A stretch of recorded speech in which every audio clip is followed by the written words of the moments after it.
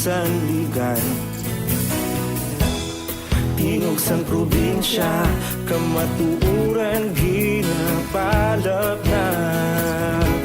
Minsay nga may dala, paglaom kag kasanat. Tinuig na nagligan, ikaw gihapon ang ako nga istasyon. Sa pagbudlak sang adlaw, sa pagtuhaw sang biton. Mga balita nga may dala inspirasyon. Aksyon radyo, bakulog man sa gihapon. Padayon aksyon radyo, bakulog sa luto sa imo. Padayon aksyon radyo, salamat sa pagserbisyo. Patas kag balanse, matuod na mensahe, wala sang ginadang pilihan. Padayon aksyon radyo.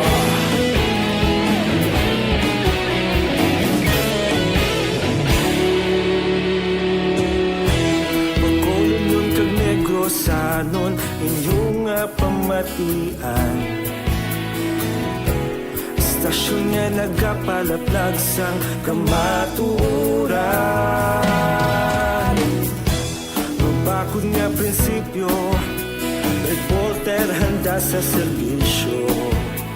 Kahapon, karon kag sa gihapon, kita magapadayon. Tinuig na nagligan, ikaw gihapon ang ako nga istasyon. Sa pagbutlak sang adlaw, sa pagtuhaw sang biton. Mga balita na may dala inspirasyon. Aksyon radyo, bakolon man sa gihapon. Padayon aksyon radyo, bakolon saludo sa imo. Aksyon Balita Sunday Edition Sa aksyon!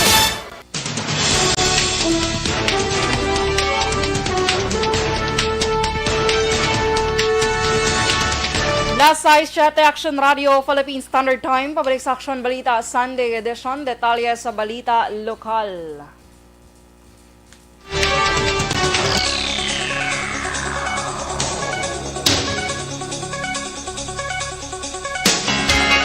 Ginkumpirma ni Bacolod City Vice Mayor Elcid Familyaran nga nagpositibo sa COVID-19 ang 14 ka empleyado sa Bacolod Public Information Office. Ginpasiguro sa Vice Alcalde nga symptomatic ang tanan nga nagpositibo kag naka-isolate na. Sunod kay Familyaran, wala man sa naka-close contact kay Bacolod City Mayor Evelio Lunardia. Samtang liwat nga ginpanumdom ni Familyaran sa publiko kung ano ang proteksyon nga mahatag sa bakuna batok sa COVID-19 natapos ipalayag nga tanan nga nagpositibo fully vaccinated na. Good news dira or ang consolation nga inisla tanan fully vaccinated and as of now tanan sila asymptomatic. In fact, kung why ganin sila nagpaswab to, ganin ang positive sila. Kabagin sa pagpahayag ni Bacolod City Vice Mayor Elcid Familyaran.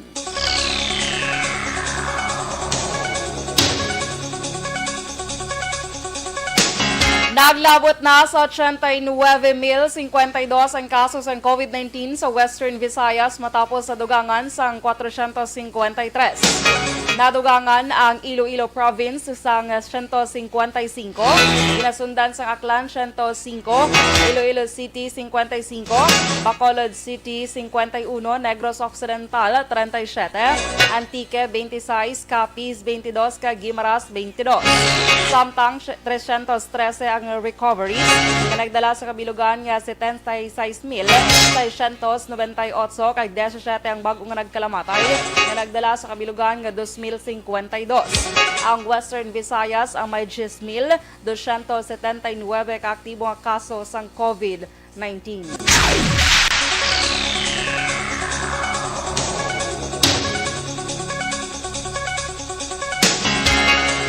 Sa dugang nga balita lokal, na-recover ang masobra tunga sa milyon ka pesos nga balor sa ginapatihan droga sa buy-bust operation sa Riverside Zone 3, Barangay Banago, syudad sa Bacolod. Ang operasyon ang ginpangunahan sa Police Station 2 kagabi Sabado kag PNP Drug Enforcement Group Special Operations Unit 6. Kilalang subject sa nga operasyon nga si Alan Sadia, 32 anyos, residente sa Purok Gonzaga, Barangay 29. Nadakpan man si Johnny Gonzaga, 54 anyos, residente sa Purok Ilak, Barangay 1, Bacolod. Sila kay Captain Paul Vincent Pendon. Kepe sa Police Station 2 nakuha sa operasyon ang 100 gramos nga suspected shabu nga nagabalor sa 680,000 pesos. Dugang panipindon ang manadakpan ang may mga grupo o konparyente sa lugar kag ang balay sa karon kung sa diin natabo ang transaksyon ng under monitoring. Sisa pa karon sa kapulisan ng source ng droga sa manadakpan. Wala naman ginakonsidera ni Pendon nga drug den ang lugar.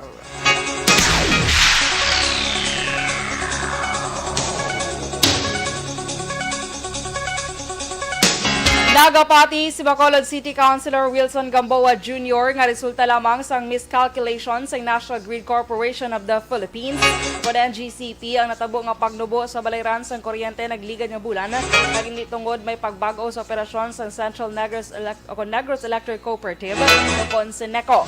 Ang reaksyon sang konsehal sa ginhimo sang Sineco nga pagpanubo sang piso sa balayran sang kuryente nagligad nga bulan apang subong nagdugang naman sang 95 sentimos. Sa interview sa action of firing line, ginpahayag ni Gamboa na ang ginahimo subong sa Sineco amang pagdugang sang 95 sentimos agud makabawi sila balayran sa NGCP nga ginaligar nakahimo sang sala nga suma sa balayran.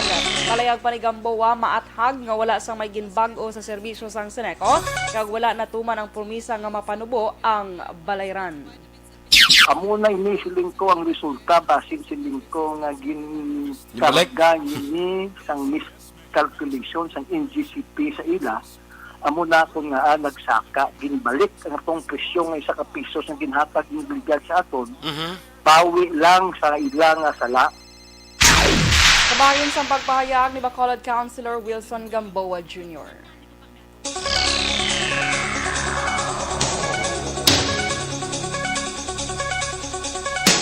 Kag sa katapusan nga balita lokal, yara na sa 60% na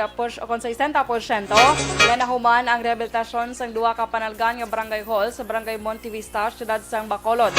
Ang proyekto nagabalor sang 3.8 milyones pesos sang talatapan ni Congressman Greg Gasataya. Pero kay punong barangay Glow Antambasen, nagligad nga Marso sa ginumpisahan ang proyekto kag nagalaom nga matapos sa Agosto 28 base man sa kontrata. Dako ang pasalamat ni Tambasen kay Gasataya bangod handom niya nga maka 2-story building ang ila barangay hall kag matagan sa opisinang punong barangay SK Lupon ng taga Pamayapa, senior citizen kag iban pa. Sa karon ang barangay secretary, treasurer kag mga staff ang naga-office sa daycare center samtang si Tambasen nagatrabaho naman sa porsyon sang health center.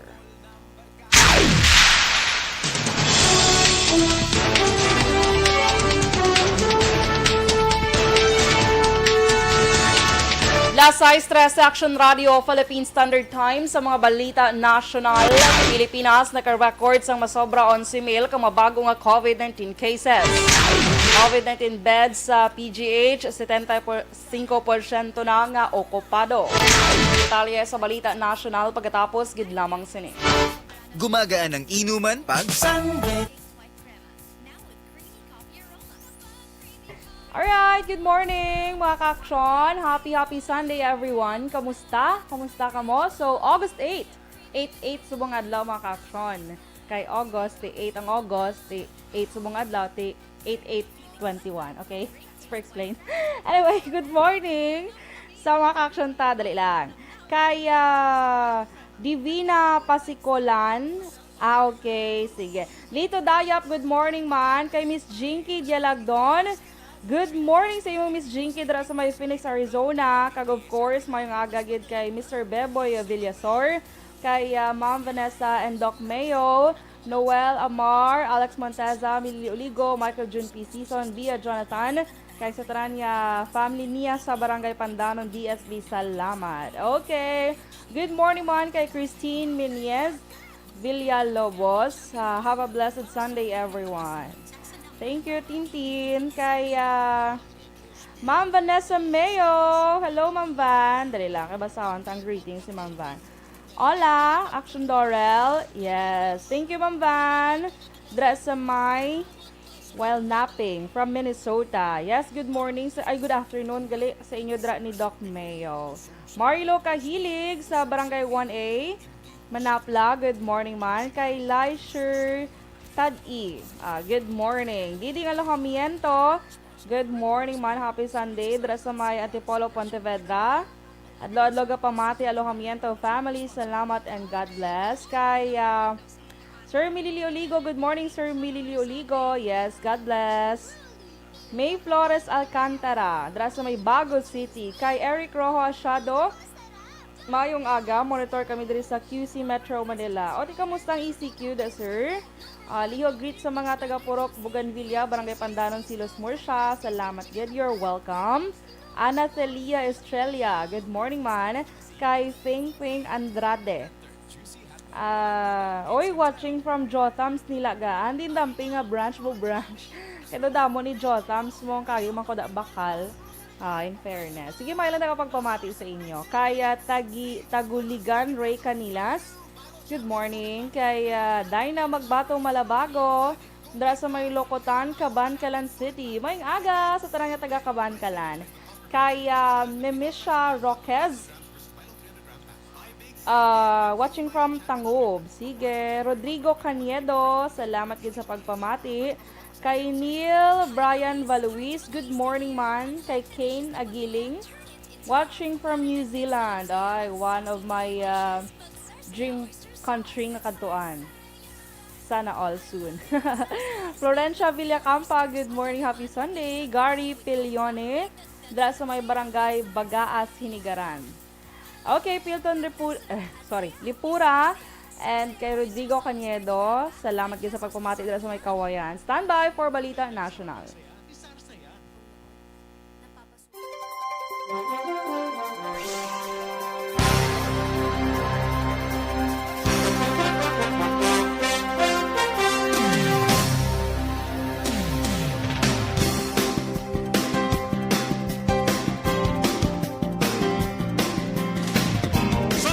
Sa aksyon!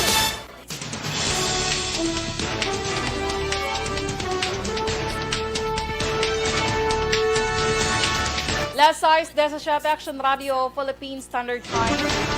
Pabalik sa Action Balita Sunday Edition. Detalye na sa Balita National.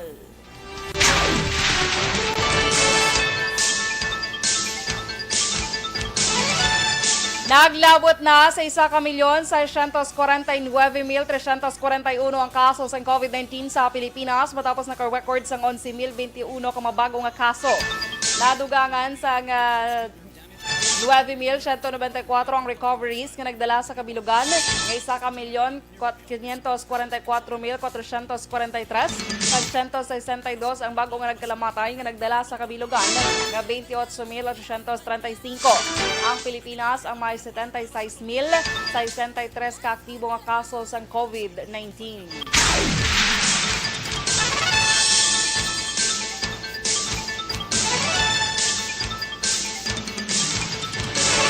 Ginpahayag sang Department of Health ug DOH nga padayon ang pagsaka sa kaso sa COVID-19 sa Pilipinas subong nga ang pungsod nagbalik na sa masobra 10,000 ang bagong infeksyon sa virus pagkaligad sa malapit 4 ka bulan.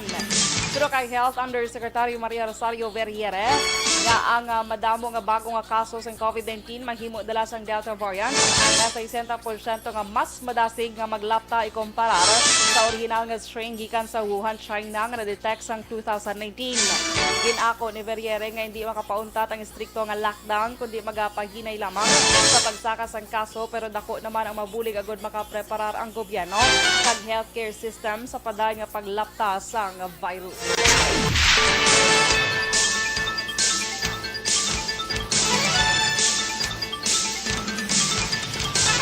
Ginpahayag naman ni PGH spokesperson Dr. Jonas Del Rosario nga 75% na nga okupado ang COVID-19 na beds sa Philippine General Hospital kag 3 ka makabataan nga infected sa virus ang yara sa malubha ang kondisyon. Tuno kaya Del Rosario base sa ulihi nga census sa PGH, 169 ang pasyente nga kumpirmado sa kaso sa COVID-19 kaya ang hospital may ginalokar lamang nga 225 nga COVID-19 beds. Dugang pa ni Del Rosario, ginahulat pa sa hospital ang resulta sa sequencing gikan sa Philippine Genome Center. Agad pa ibaluan ko ng mga pasyente nga gin-admit sa ilang hospital ang infected sa Delta variant sa COVID-19.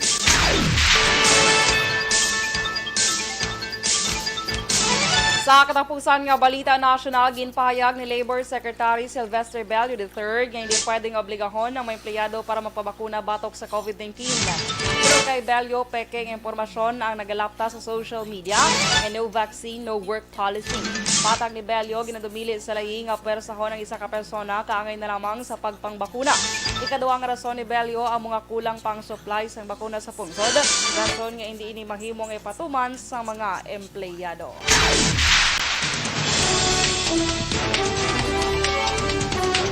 Last size 21 Action Radio Philippine Standard Time, detalye sa balita international kag sports pagkatapos gid lamang sini. Alright, so again, good morning anay kay Robert Roma. Kaya Jules Gana-Gana, good morning sa imo. Shout out from KSA Riyadh. Yes, good morning. Kay, di na ko to. Hala, nagsulod na si Abu Bakar ay. Hindi na ako nikabasa sa mga comments. Okay, puro na si Abu Bakar. Dali lang gid. Aha. Kaya George Maranyon, good morning. JR Pelagio, good morning man. Roland Barbasa sa Silay City. May aga, Titahan Agatcho, Peruelo, good morning Titahan. Kaya sa duwa ka mga kids. Si Toto Harold, kag si Inday Herlene. Kaya Helen Sareta, good morning.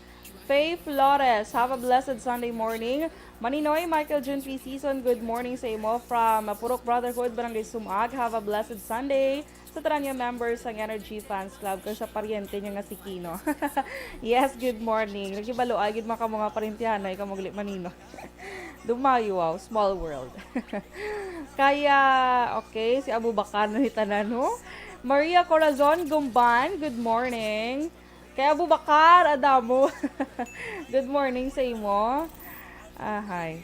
Sige. Siling ni Sir Eric, SCQ gid action doors, hindi gid makagwa.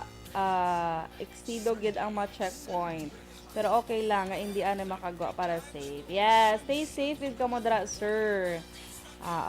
Kaya, kumparing Bia Jonathan, yes, good morning sa imo. Hello, Sir Edwin Pineda. Salamat gid sir, mayong aga dra sa imo. Kamusta? Stay safe gid dra.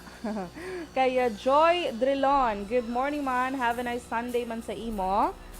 Kaya gina-greet ni Miss Jinky, sila ni Mama Lolita, and Papa Joe niya, Karina Villaflor, Jane Nagor, Jenalie Dialagdon, and sa taranya friends niya, Batch 95 Sangkamsi Fortune Town Campus. Batch 90 of BCNHS Salamat. Okay, you're welcome, Miss Jinky. Good morning man gali kaya ay okay aran. Sige. Standby aron mga ka-action sa balita international kag sports.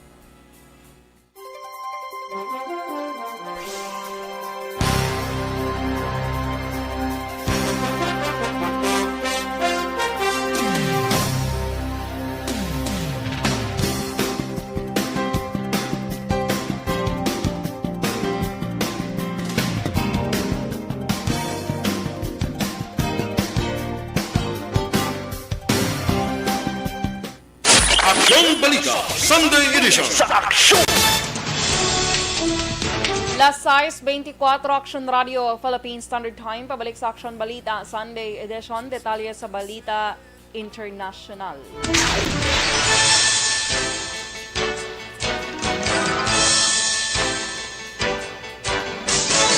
Plano sa karon sa mga health authorities sa China nga makahimo sa booster shots ng COVID-19 vaccines.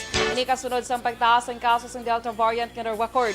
Ginpahayag ni Xiao Yiming sa Chinese Center of Disease Control and Prevention. Samtang wala pa sang bakuna nga maghimo makauntas ng COVID-19, importante ang pagpangbakuna agud makontrol ini. Sa karon naglambot na sa 1.7 bilyones ang nabakunahan sa China.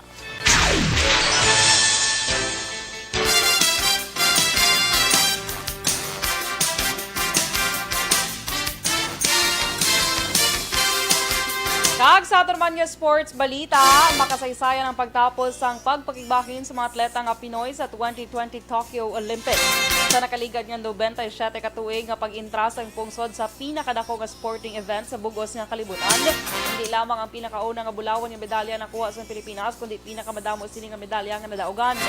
Sa 1932 sa Los Angeles Olympics, upon 89 ka tuig nang nakaligad sa makatipon sa tatlo ka medalyang pungsod, pinaagi sa mga atleta nga Sanday Chofilo Eldefonso sa swimming nga may bronze, Simeon Toribio sa athletics sa high jump, kag si Jose Villanueva sa boxing nga mayara man sang bronze medal. Pero sa karon, apisar sang malala nga krisis sang pandemya, may dala nga bugal ang mga atleta nga Pinoy sa Olympics sa ginalakipan nanday Heidelin Diaz, gold medal sa women's 55 kilograms weightlifting, Carlo Paalam silver medal sa men's flyweight division, Nesty Peticio silver medal sa women's featherweight, Yumir Marshall bronze medal sa men's middleweight class. Sa una kay ginanman sa kasaysayan sa Olympics, nanguna ang Pilipinas kontra sa makasumpong nga pungsod sa SEA Games nga ginabugusan sa Southeast Asian nation. As of 12 midnight sa August 7, ang Pilipinas ang yara sa ika-49 nga ranking sa masobra 200 mapungsod sa bugos nga kalibutan.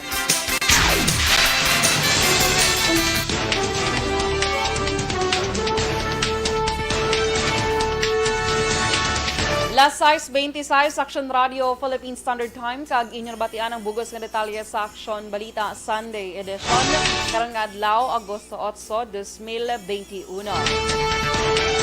Good morning anay kay dali lang. Ito kagina.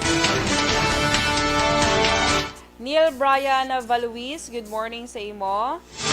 Sa Valuis clan kay Gomez clan kay Roland Bolivar Sumikad. Good morning man.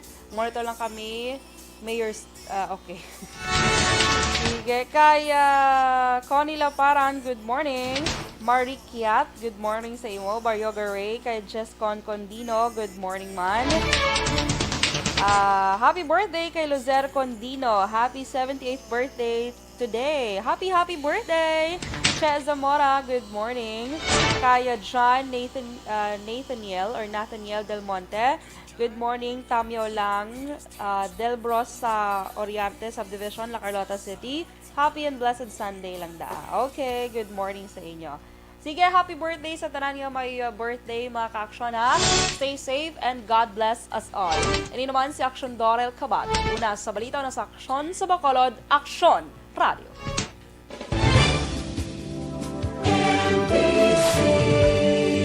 Manila Broadcasting Company. Sa balita, komentaryo, issue, serbisyo publiko. Aksyon Radio. Sa Bacolod, Aksyon Radio. Aksyon Radio.